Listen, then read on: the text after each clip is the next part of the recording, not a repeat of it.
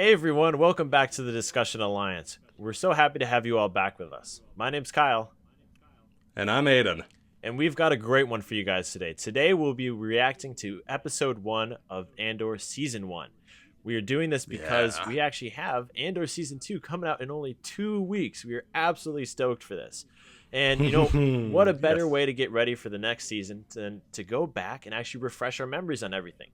And then the second reason is actually Aiden never finished the first season. So we figured, hey, let's get him back on track with everything and make sure that he knows everything that's going on. So Aiden, I'm pretty Yes. excited about everything. I am also very excited for this. I started like the first couple episodes, but then just stopped and never got around to finishing the season. So here we are. Yeah, no, I'm excited. Strap it in, everyone. Here we go. Let's do this. The iconic Mm-hmm. Andor intro Oh, music yeah. that we'll be getting every single Good. time. It's really good. And yeah, that's one of the things that I'm going to be doing today, folks, is that, again, I've already seen season 1 in its entirety. Am I super confident that I remember everything? Not necessarily. I'm not gonna sugarcoat it, I- but I am gonna take more of an approach on trying to notice things that I didn't catch the first time. So no BS. I'm not gonna try to be pretending, but I am gonna try to pick out the things such as this lighting and everything. I love how they did the set pieces in this show. It turned out great. It's really just like dark, gritty, very. Oh, I like that little detail too. Before the Battle of Yavin, 5 years. Jeez Louise. Yeah. No, yeah. Everything that I remember with this intro is it definitely just sort of brought you into the whole Andor world immediately. Mm-hmm. Really. Things that I am curious about is you see that sort of pathway to the right that goes down that alley. And you go. Yeah. I am curious to know, like, surely that's like the 360 screens that they use in and the Mandalorian. We have put together a system whereby which we can have game engine real-time render and video wall technology. I feel like that has to be used for that, but it just looks so good. And, geez, I already have so much to say. The music in this intro, that is also something that I really liked, is that it just totally brought this whole, I don't know if techno vibe is the right thing to say, but like, when did we ever hear this in Star Wars? Very rarely, I'd think. Have you been with us before? First time. Oh, you picked a great night. It's so lovely and quiet this evening. I love the orange and the blue in this scene. It really looks good. Really brings the environment together. It really just sets the tone for everything. Oh, they're just sentry guards. They like to play at being cops. It's annoying. Even just her small like monologue right there. I mean, I know her monologue's not complete yet, but it sort of just tells you a little bit about what life is here in this part. Maybe the whole city, but at least this part of city and their relationship with such as the guards and whatnot. They seem to not necessarily be as respected as you would want them to be. A friend of mine said there was a girl from Canary working here. Let me go and check on that for you. I don't know why that's something else that always gets me. At least I've noticed this ever since starting around Rogue One. I mean, I know back in the A New Hope, you had Tarkin, who didn't he have a British accent, or I should say, I don't know if English accent would be more accurate, You have determined the choice of the planet that'll be destroyed first. right? So didn't he? I can't remember if the original actor did. Right. But something I that always gets so. me with at least the newer Star Wars is how many more actors I feel like that they're using, which are from England, Scotland, Ireland, Wales, the whole British Isle. I just feel like those actors are utilized way more, which I think is just a cool use of them in Star Wars. Gotcha. I don't know what I'm getting at necessarily, but as an American, it's just it's cool to see. It's cool to hear other accents. It spices things up in the best way possible. She's not here. She disappeared. That was one of the interesting things about this opening, is that we never knew about him having family in Rogue One. This was our first introduction to that idea even existing.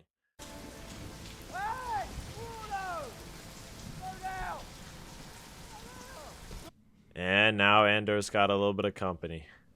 Not good. Not good whatsoever. I love how they did this scene. I'm going to be complimenting a lot of stuff, but again, like I said, I'm going to be focusing on not necessarily just what's happening, but all the little, Yeah, this is like a nice kind of close-up shot. yeah, all the cinematography. I love how the focus is just on them. And here we go. They're coming up from behind here. I got 300 credits in my coat pocket. Yeah, that's very much just... It's only Andor in focus. It's like he's just deep in his thoughts until these guys showed up and was like, hey, hold it right there. I don't need any surprises. The music is climbing right now. Oh, wait, I know you. You guys are from, like, just a few seconds earlier. Ooh. Straight for the jugular. Ooh. Oh. I felt that. Tell me now! Tell me what to do! Get up! Get him up! Get him up! Move! Oh, no. He's faking! Well, Oh, no. I think one of the interesting things with Andor is that we obviously had we had a character development. His character was developed greatly in Rogue One. We saw him from becoming this sort of hardened soldier Calm down. We'll be all right. to becoming someone who is being a little bit more flexible with ideas and managing orders. And I'm curious to see. Well, one of the big things with this was like establishing what was he like before all that. We had a misunderstanding and We got a little bit of a handheld shaky cam. It sort of makes it a little bit more, I don't know, for him emotional. You can tell that he's split on his feelings right now. Oh yeah, and this ship, it totally just made me, It's it's like like a a- weird combination of like a Y-wing and, I don't know either, dude. But it looks cool as hell. hey, look who it is. Oh, I always forget A his mobile name. trash can. Yeah, it's the trash can on wheels. His head, if you took off the red cap, sort of makes me think of like a projector. Yeah, it really does. Like, just the eyes alone.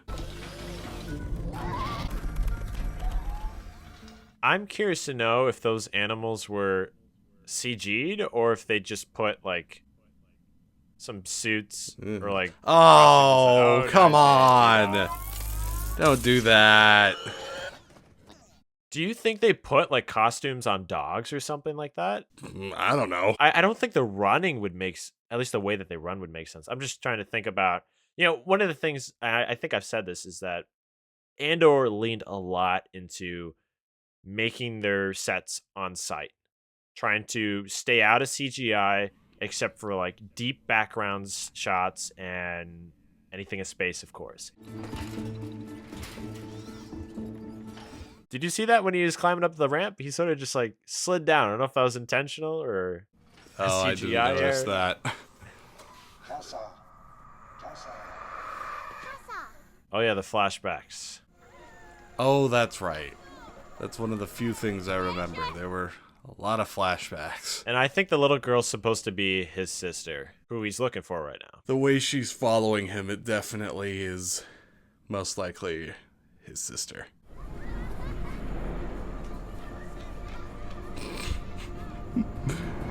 Oh, that one girl, the older one, just looks so angry. Like, what is that? What is that? I mean, we'll see it as we go through the series. These flashbacks, I think, are done in a really neat way. That always confused me. No, don't get its attention. I never understood why she was so excited. Realistically, that wouldn't be the best thing to do. But where were you? It's not important. who came by the house last night? Jesse and Penny brought supper and Margaret's medicine. And then Jesse came back because... Anybody looking for me? Bubba Brasso. Brasso was looking for you. What did you tell him? You want to know something I'm wondering? I'm curious to know if in the upcoming second season, clearly they showed the Imperial K2 robots, and obviously one of them will become K2 that we know from Rogue One. Listen to me. It's important. Can you make a lie for me? I can lie. I have adequate power reserve. Don't tell anybody you saw me. Don't tell anybody you know where I am. Just this scene, I know we're having so many cool scenes in general. This was so cool to me. You have this busy street. It feels natural. And speaking of natural, the colors and everything and what everyone's wearing. It just blends in so well together. Like, seriously, you're seeing like all these reds, oranges, yellows, and just like a lot of warm colors, basically. Warm is a great way of describing it. And it doesn't feel super artificial compared to whenever I think of the Empire, I think of blacks, grays, and whites, a lot of neutral colors. Like even this wall, Yeah. I could almost imagine like all of the dyes that went into making the colors for those gloves. This is more traditional, and like this wasn't built by the Empire. This was made by the people who lived here on this planet. You don't look so good. What'd you do when you left? Oh, I've already forgotten this guy's name. Cleaned up a bit and then I fell asleep. No. Oh yeah, this established that these guys are clearly good friends. You insulted my choice of beverage. You were gone when I woke up. You've come here now to apologize. I love how calm he is. The guy in the orange. Trying not to cause a scene. It's a conversation between just them. Tell your mother she can afford to put the heating on. Just that line makes me think like they got to be good friends because you know he clearly has been taking care of Andor's or helping Andor's mother when he's away, and this is already distracting me because I always loved how cool those buildings look. Yep. 2 men are dead, sir. Employees. That's not worth staying up for. Then I'm not. Do you remember this guy's name? Mm-mm.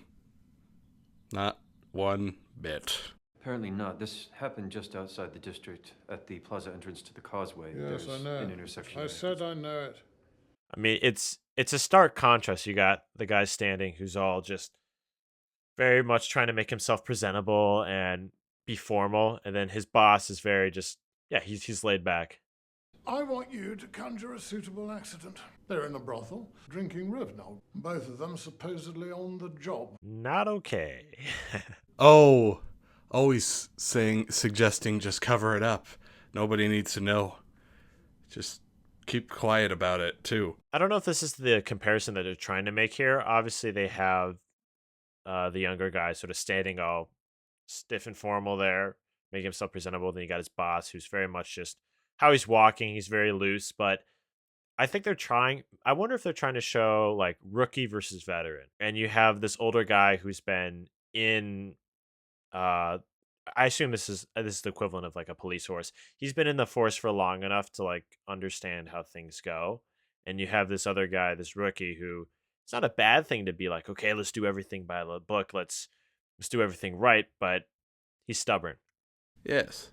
And this guy right here in frame, he's just sticks to the rules and is just honestly a bit of a kiss ass, if you ask me. I'm busy. I'll be quick. A lot of engine parts. They almost remind me of like the pod racer. They look like pod racing engines, actually. They do. How soon could it be here? Just planning to reach out at the end of the month? I can't wait that long. Why? Oh yeah, what did he have? I don't remember. What is it? I got an untraceable NS9 Starpath unit. I can't remember if they explained how he got that. Do you know how much that's worth? Yeah. Enough to get out of here. I don't know if it's supposed to be something that helps, like, that allows a ship to get by, like, for example, Imperial blockade, like if it has a blockade code or being able to land on Imperial planets, or if it comes down to just being able to, like, change the signature of a ship. Like, something I remember a lot in some, like, Clone Wars episodes, for example, is that when ships were able to disguise their ship code to essentially, when it's sent to the control center down on the planet, it comes up as like a completely different class of ship. Oh, I remember that. They use that in Bad Batch, for example. Comchatter has our ship's signature on a wanted list. So we scramble it. You can do that. Of course I can do it. I was not aware of that. I don't know. Those are just my guesses for what this NS9 thing might be. There's a Wobani run coming. Jeff wants to know if we're in on it.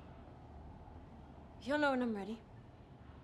I don't know if Andor and her like had a relationship at one point, or I mean, actually, to be honest, based on how they're talking, they must have known. They clearly like may have been more than friends at one point or something like that. It seems like it. I agree. It most probably was the case, or maybe it wasn't. I don't know. But yeah, I'm getting a similar vibe from them as well. She's tougher than both of us. I'm getting tired of hearing that. Then you better find yourself a less complicated woman. Ah, more flashbacks.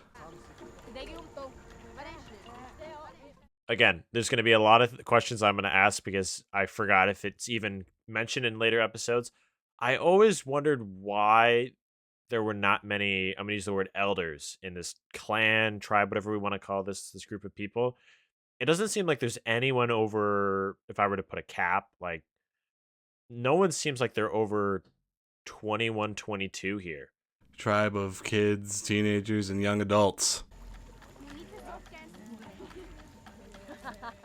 How do you think they came up with the language for these guys? That's the question I ask every time I see anything related to Star Wars, Star Trek, or just any like sci-fi media, because it's got to be a difficult process, honestly. Everything okay, sir? Fine. That's the question I would have asked. Everything okay, sir? He looks like he should be sweating, but the sweat's not coming out. That. I love all the little mechanical sounds you can hear in the background. Yeah, adds to the atmosphere. Some old thing.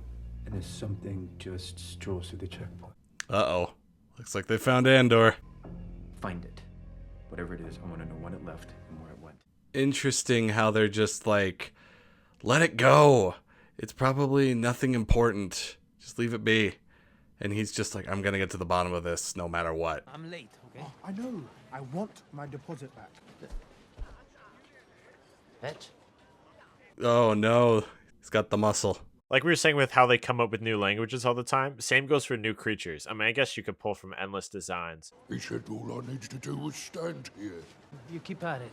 You think I'm messing around? They keep using that framing. Whenever they're talking, they bring it down to their level. And then when the larger guys in it, they sort of either do a wide shot or they angle it up. I'll be back.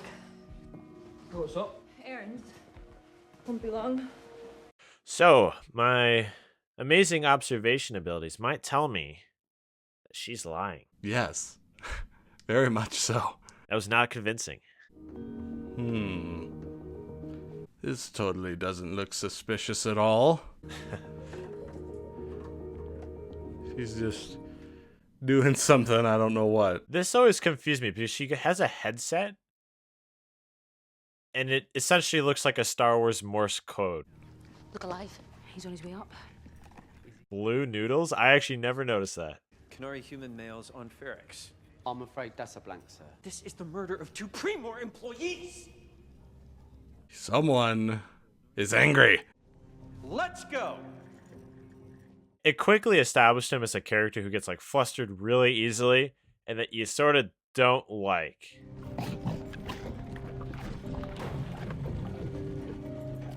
Another thing I never noticed is that Y-wing in the back. Which confuses me because isn't the rebellion technically not made yet? Yeah, this is 5 years before the Battle of Yavin, so... Or it could be a Republic Y-Wing. Well, yeah, I mean, that's where they all came from. Well, actually, if you remember, there was one episode in Star Wars Rebels, that TV show, which explained that the Rebels got a bunch of their Y-Wings from an assault that they did on, it was like some sort of atmospheric station. And Sabrine, I think that's her name,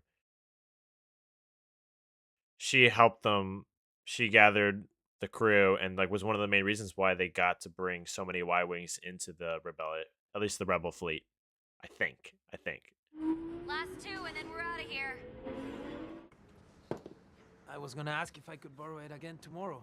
I wouldn't do that if I was you. Close this out. Don't come back.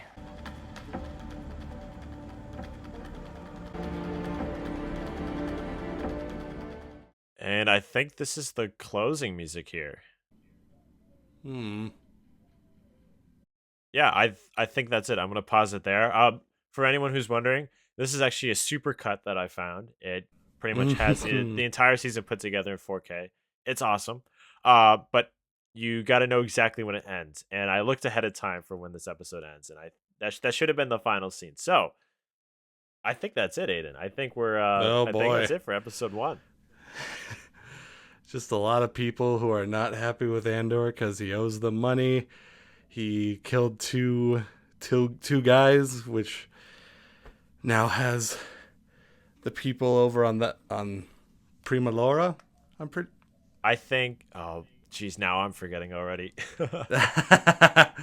Yeah, now he's being looked into by the authorities.